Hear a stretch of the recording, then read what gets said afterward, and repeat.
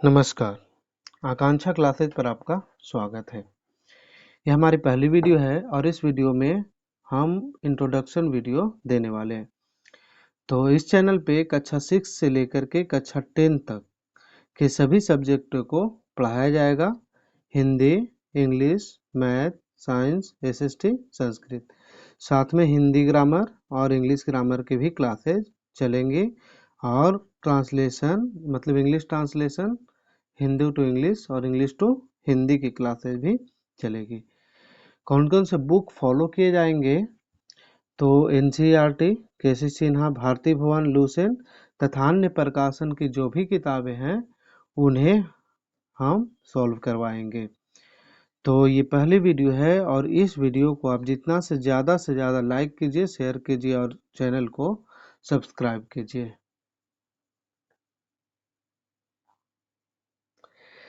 आज हम लोग केसी सिन्हा मैथ का चैप्टर नंबर 1 पढ़ेंगे।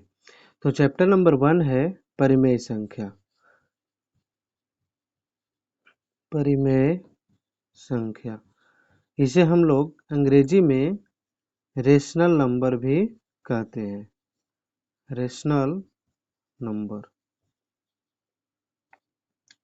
देखिए, परिमेय संख्या को पढ़ने से पहले हम लोग जान लेते हैं कि प्राकृत संख्या क्या होता है, पूर्ण संख्या क्या होता है, पूर्णांक संख्या क्या होता है। तो प्राकृत संख्या क्या होता है, यानी कि प्राकृत संख्या की बात करेंगे तो गिनती की जो भी संख्या है उसको हम लोग प्राकृत संख्या कहेंगे। तो गिनती की संख्या कहाँ से शुरू होगी? तो गिनती की संख्याएं हैं जो 1 से शुरू होती है। गिनती की संख्या कहाँ से शुरू होती है? 1 से। किसी भी चीज को हम लोग 1 से काउंट करते हैं। तो 1 से लेकर के अनंत तक की संख्याओं को हम लोग क्या बोलेंगे? प्राकृत संख्या बोलेंगे। जैसे 1 हो गया, 2, 3, 4, 5 और ये संख्या जो है अनंत तक चली जाती है। प्राकृत संख्याओं के बाद हम लोगों की एक संख्या आती है जिसका नाम है पूर्ण संख्या। इसको हम लोग अंग्रेजी में होल नंबर बोलते हैं। तो प्राकृत संख्याओं में, है ना, प्राकृत संख्याओं में अगर हम लोग शून्य को शामिल कर लेते हैं, जीरो को जोड़ लेते हैं, है ना, जीरो को भी उसमें मिला देते हैं, तो प्राकृत संख्याओं में शून्य को शामिल करने से जो संख्या बनता है उसको हम लोग बोलेंगे पूर्ण संख्या। यानी कि जो संख्या जीरो से शुरू होकर के अनंत तक चला जाएगा। जैसे प्राकृत संख्या 1 से शुरू होकर के अनंत तक गया, वैसे ही पूर्ण संख्या जीरो से शुरू होकर के कहाँ तक चली जाती है? अनंत तक चली जाती है। इसके बाद आता है पूर्णांक संख्या। पूर्णांक संख्या।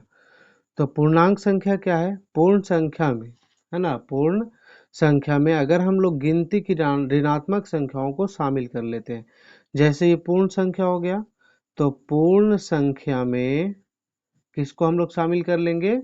गिनती की ऋणात्मक संख्याओं को। यानी कि गिनती का ऋणात्मक संख्या कहने का मतलब है कि -1, -2, -3, -4 और ये अनंत तक चली जाती है। तो गिनती की ऋणात्मक संख्याओं को अगर हम लोग पूर्ण संख्याओं में शामिल कर लेते हैं तो बनता है हमारा पूर्णांक संख्या। और अब इसके बाद हमारा एक संख्या आता है जिसका नाम है परिमेय संख्या। परिमेय संख्या हम लोग किसको कहते हैं? तो परिमेय संख्या वैसी संख्याओं को कहेंगे जिसे P बटा Q के रूप में लिखा जाता है। जिसे किस रूप में लिखा जाता है? P बटा Q के रूप में। यानी वैसी संख्या जिसे P बटा Q के रूप में लिखा जाए लेकिन Q जो है 0 के बराबर ना हो। यानी कि जैसे हम लोग कहें तो एग्जाम्पल के रूप में 5/6, तो ये बटा के रूप में लिखा हुआ है, भिन्न के रूप में लिखा हुआ है। तो 5/6 हमारा क्या है? परिमेय संख्या है। 3/4 या -8/10, तो ये सारी संख्याएं क्या है? परिमेय संख्या है। लेकिन इस संख्या पर ध्यान देंगे, जैसे 4/0, तो यहाँ तो Q का वैल्यू क्या दे दिया गया है? 0। तो Q का वैल्यू जैसे ही 0 होगा वो हमारा परिमेय संख्या नहीं होगा। इसको हम लोग अभी तक इसको परिभाषित नहीं किया गया है ना, इसको हम लोग अपरिभाषित लिखते हैं, यानी किसी भी संख्या में 0 से भाग नहीं दिया जा सकता है। तो ये हम लोगों का था परिमेय संख्या। अब हम लोग कुछ गुणे के बारे में अध्ययन करेंगे। जैसे एक होता है समवृत्त गुण।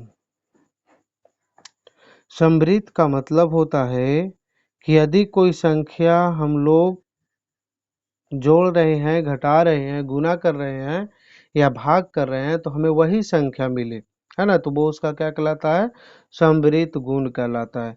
जैसे अगर पूर्ण संख्या को हम लोग जोड़ते हैं, पूर्ण संख्या में अगर पूर्ण संख्या को जोड़ते हैं तो क्या मिलता है, पूर्ण संख्या मिलता है। तो हम लोग कहेंगे कि यह पूर्ण संख्या जो है जोड़ के अंतर्गत समवृत्त है। ठीक है, यानी कि जो पूर्ण संख्या है तो पूर्ण में पूर्ण को जोड़ दिए तो फिर से हमको पूर्ण संख्या मिल गया, मतलब जोड़ के अंतर्गत समवृत्त हो गया, वही संख्या मिला। अगर प्राकृत संख्या है और उसको हम लोग प्राकृत संख्या में ही जोड़ते हैं, ठीक है, और उसके बाद भी हम लोग को प्राकृत संख्या ही मिलता है, तो हम लोग कहेंगे कि प्राकृत संख्या है जो जोड़ के अंतर्गत क्या है, समवृत्त है। गुना में भी वैसे ही कर सकते हैं कि पूर्ण संख्याओं को गुना करते हैं, पूर्ण संख्या में पूर्ण संख्या को, तो पूर्ण संख्या मिलता है, तो हम लोग कहेंगे कि ये गुणन के अंतर्गत पूर्ण संख्याएं समवृत्त है। ठीक है, अगर घटाव करते हैं, जैसे पूर्ण संख्या में पूर्ण संख्या का घटाव करते हैं, पूर्ण संख्या में किसका घटाव करते हैं, पूर्ण संख्या का घटाव करते हैं, तो अगर पूर्ण संख्या मिलेगा तो हम लोग कहेंगे कि ये समवृत्त है, अब पूर्ण संख्या नहीं मिलेगा तो हम लोग कहेंगे कि समवृत्त नहीं है। तो पूर्ण संख्या जो है जोड़ के अंतर्गत समवृत्त होगा, जोड़ के अंतर्गत समवृत्त होगा और गुना के अंतर्गत समवृत्त होगा।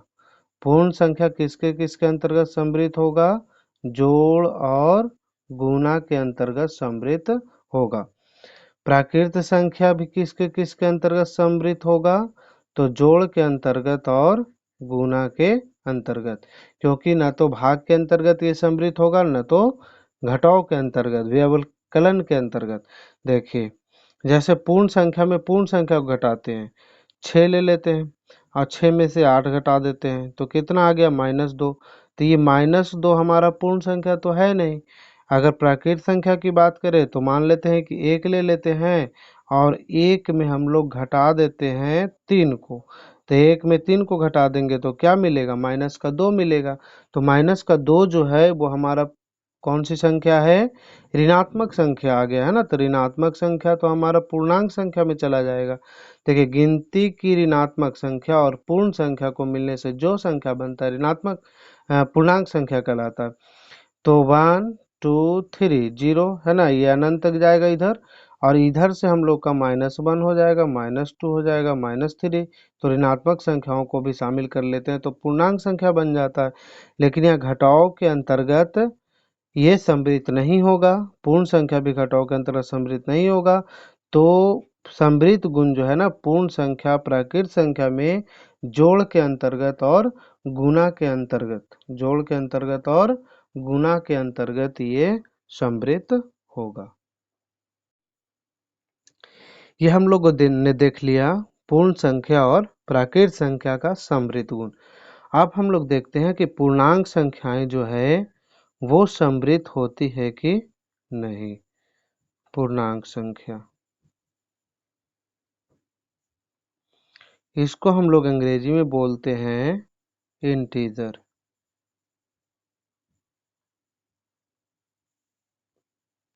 देखिए, पूर्णांक संख्याएं जोड़ के अंतर्गत, घटाव के अंतर्गत, गुणा के अंतर्गत समवृत्त होता है। समवृत्त का मतलब है कि अगर हम लोग पूर्णांक संख्याओं में पूर्णांक संख्याओं को जोड़ेंगे तो हमें क्या मिलना चाहिए, पूर्णांक संख्या ही मिलना चाहिए। तो पूर्णांक संख्या में पूर्णांक संख्या को जोड़ेंगे तो पूर्णांक मिलेगा, पूर्णांक संख्या में पूर्णांक संख्या को घटाएंगे तो पूर्णांक संख्या ही मिलेगा, और पूर्णांक संख्या में अगर पूर्णांक संख्याओं का गुना करते हैं तो भी हम लोगों को पूर्णांक संख्याएं ही मिलती है, लेकिन भाग के अंतर्गत ये समवृत्त नहीं होता है। जैसे देखिए, -3 और +2 कर देते हैं तो 3 और ये 2, तो 2 में से 3 जाएगा, क्या बचेगा? माइनस का 1 बचेगा। तो ये भी पूर्णांक संख्या है, ये भी पूर्णांक संख्या, और ये जो मिलने वाली संख्या है वो भी क्या है? पूर्णांक है। तो जोड़ के अंतर्गत, है ना, जोड़ के अंतर्गत क्या हो गया? समवृत्त हो गया। जोड़ के अंतर्गत क्या हो गया? समवृत्त हो गया। घटाव के अंतर देखिए, -3 और -2 कर देते हैं। तो देखिए ये -3 और ये माइनस का हो जाएगा +2। तो ये माइनस का कितना आ जाएगा? 1। तो -1 आ जाएगा। तो घटाव के अंतर्गत भी ये क्या है? समवृत्त है। घटाव के अंतर्गत भी ये क्या है? समवृत्त है। अगर गुना में ले लेते हैं -3 और गुना में 2 ले लेते हैं तो क्या मिलेगा? -6। देखिए ये भी कौन सी संख्या है? पूर्णांक। इधर भी पूर्णांक था, इधर भी पूर्णांक था, और जो गुना करने के बाद संख्या मिला है वो भी क्या है? पूर्णांक है। तो गुना के अंतर्गत ये क्या हो जाएगा? समवृत्त हो जाएगा। ठीक है। तो इस तरह के क्वेश्चन पूछे जाते हैं एक्सरसाइज में कि पूर्णांक संख्याएं जोड़ के अंतर्गत समृद्ध है कि नहीं, गुना के अंतर्गत समृद्ध है कि नहीं, घटाव के अंतर्गत समृद्ध है कि नहीं, और भाग के अंतर्गत हम लोग चेक कर लेते हैं। जैसे -3 को भाग दे देते हैं 2 से, अब ये बन जाता है -3/2। तो 3/2 ये कौन सी संख्या आ गई? परिमेय संख्या आ गई। 3/2 माइनस का 3/2 कौन सी संख्या है?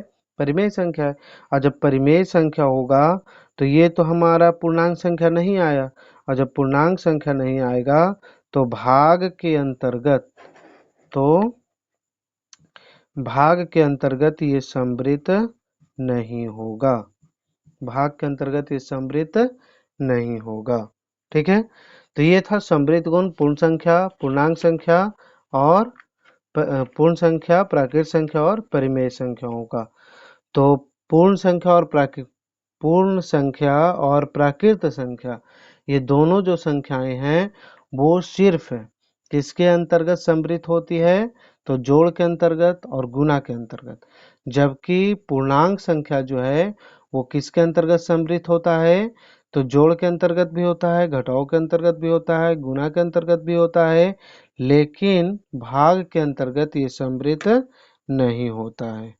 ठीक है। अब हम लोग चेक करेंगे कि परिमेय संख्याएं समृद्ध होती है कि नहीं, जोड़ के अंतर्गत, घटाव के अंतर्गत, गुना के अंतर्गत या फिर भाग के अंतर्गत परिमेय संख्याएं समृद्ध है या नहीं है। तो सबसे पहले हम लोग परिमेय संख्याओं का ये गुण चेक करते हैं। कौन सा गुण चेक करना है? समृद्ध गुण।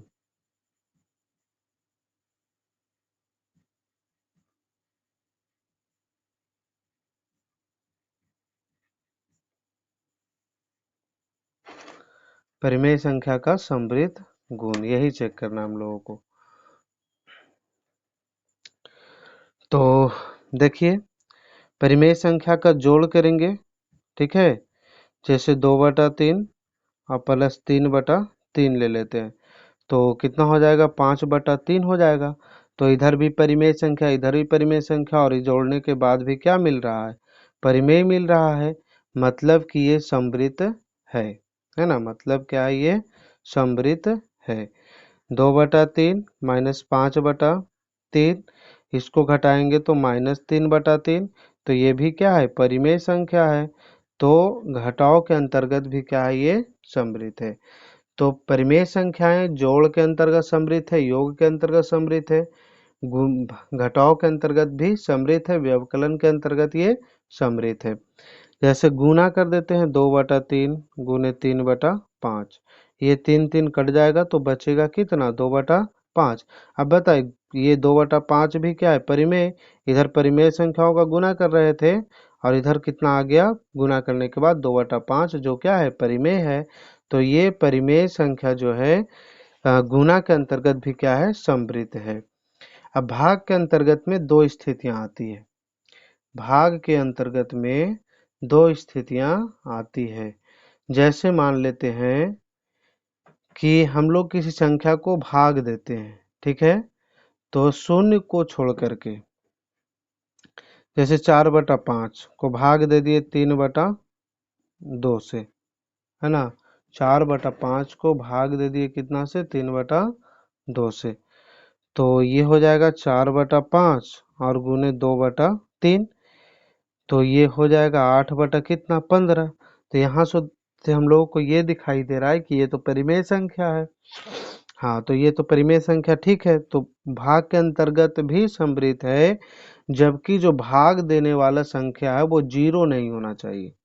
ठीक है, जैसे 4/5 है ना, कितना हो गया, 4/5, और 0 वाला अगर भाग दे देते हैं तो फिर वो सम्मिलित नहीं रह जाता है।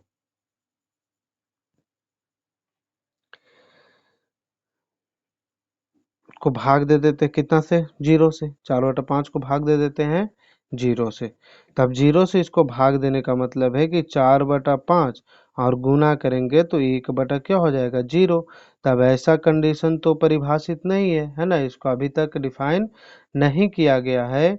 इसका मतलब ये हुआ कि भाग के अंतर्गत सम्मिलित है और भाग के अंतर्गत सम्मिलित नहीं है। कब, जब हम लोग, सम्मिलित तभी होगा जब हम लोग किसी अशून्य संख्या से भाग देंगे, मतलब उसका वैल्यू शून्य नहीं होना चाहिए। ठीक है, जबकि यहाँ तो वैल्यू इसका क्या है, शून्य है, तो इससे भाग देंगे तो फिर वो परिमेय संख्या नहीं रह जाएगा। तो परिमेय संख्याओं के समृद्ध गुण के बारे में भी हम लोगों ने जान लिया। आगे हम लोग पढ़ेंगे परिमेय संख्या, पूर्णांक संख्या या फिर प्राकृत संख्या, इन सबों का क्रम विनिमय का नियम, साहचर्य नियम और भी जो नियम है उन सभी को पढ़ना है। तो आज की वीडियो में इतना ही। अगर वीडियो अच्छा लगे तो इसे लाइक कीजिए, चैनल को सब्सक्राइब कीजिए और इसे शेयर कीजिए। Thank you.